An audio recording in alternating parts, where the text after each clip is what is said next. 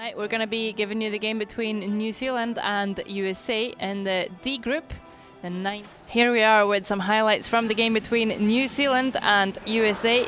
In the first end, it was Waverley Taylor with this great hack weight tap that scored them 3.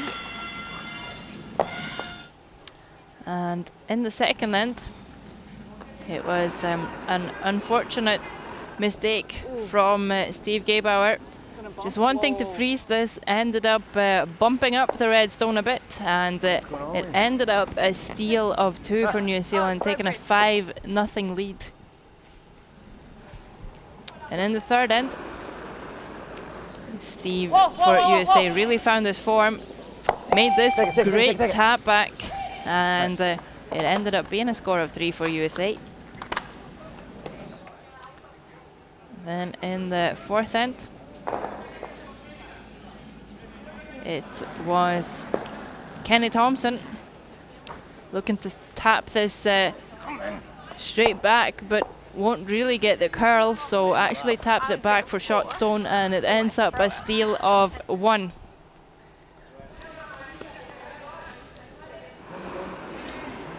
And then in the fifth end, it was Steve Gebauer that really found his draw weight, and look at this freeze, it's absolutely beautiful.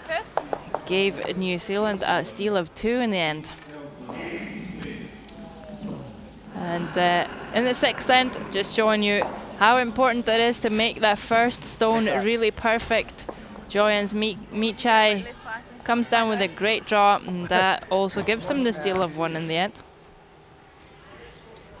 Seventh end, and it's Kenny Thompson playing a tap on the yellow that will allow them to score once again, close up the gap to USA. They got 1 point to take the game to 6-7, and of course they needed to steal in the final end. And Kenny Thompson comes out with this beauty and leaves them sitting short. That was the shot that allowed them the extra end, where of course it was USA that had last stone advantage. And Joyans Michai just putting New Zealand in trouble from the beginning. She comes down with this absolutely perfect freeze tap. They're sitting 2, New Zealand never able to get a shot stone in there, and it ended up USA winning the game 9-7. Of course, here's the interview. It was a good game for the USA. We like to keep our audiences riveted.